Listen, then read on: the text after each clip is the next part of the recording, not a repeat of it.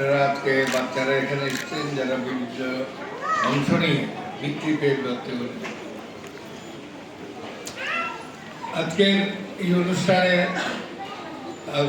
সম্মানিত সভাপতি, বিশেষ অতিথি আমার প্রিয় ব্যক্তিত্ব, মানবিক ব্যক্তিত্ব লায়ন সালাউদ্দিন আলী, আমার সাথে আমার তিন সহযোগী বন্ধু সাংবাদিক জাহাঙ্গীর আলম, মোহাম্মদ আলী আর হাসান মুকুল আছেন, আর আপনারা যারা প্রায় কিন্ডারগার্টেন অ্যাসোসিয়েশন আছেন সবার প্রতি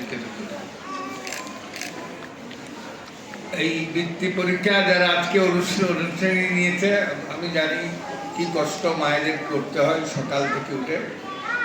ব্যক্তিগত জীবনে তো আমার ধরেন আমি নিজে আমার একমাত্র ছেলে, আমি কলেজ স্কুলে সকালে নিয়ে যেতাম, আবার বিকালে দুপুরবেলা নিয়ে আসতাম। ঠিক একইভাবে আমার মেয়েকে নিয়ে আসতাম তার ক্লাসের স্কুল থেকে, সকালে দিয়ে আসতে হতো, বাসে উঠিয়ে দিতাম, দুপুরবেলায় ম্যাক্সিমাম টাইম নিয়ে আসা হতো, আর ম্যাক্সিমাম টাইম বাসে চলে আসতে।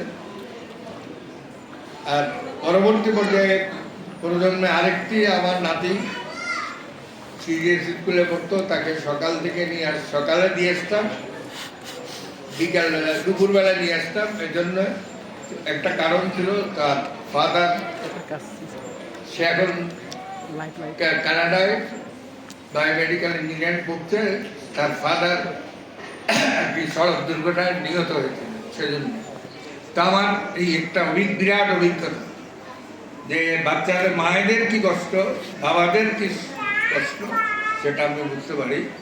আমাদের সেজন্য আগে সর্বপ্রথম আজকে যেসব মায়েরা এখানে উপস্থিত আছেন তাদের প্রতি আমার কৃতজ্ঞতা সবথেকে বেশি, এবং তাদের যারা আজকে তাদের যেই দীর্ঘ সংগ্রামের কারণে তাদের বাচ্চারা আজকে এই বৃত্তি পরীক্ষা দিয়ে ৭৪,০০০ ছেলে মেয়েদের মধ্যে সেখানে উপস্থিত হয়েছেন। এটা তো আনন্দের বিষয়। আমি যখন স্কুলে পড়তাম তখন 5-এ আমার বৃত্তি দেওয়ার অভিজ্ঞতা হয়েছিল, 8-এ দেওয়ার অভিজ্ঞতা হয়েছিল। সেজন্যে আমি যারা আজকে বৃত্তি দিচ্ছেন তাদের সম্পর্কে আমার একটা আইডিয়া আগে থেকেই এসেছে।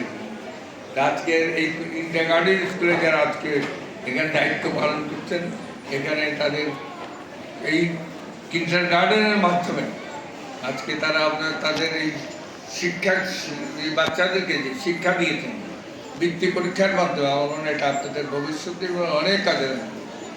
আমরা আশা করি এই শিক্ষাকে আপনারা কাজে লাগাবেন এবং আপনারা নিজেদের শুধু বই পড়ার মধ্যে সীমাবদ্ধ না রেখে আপনার বাচ্চাদেরকে আমি অনুরোধ করব গান, আবৃত্তি এবং অন্যান্য শিক্ষা, এই শিক্ষার কারণে আপনি আপনার জীবনবোধকে এগিয়ে নিয়ে যেতে পারবেন, আপনার সংস্কৃতি, আপনার জীবনধারাকে আপনি পরিবর্তন করতে পারবেন।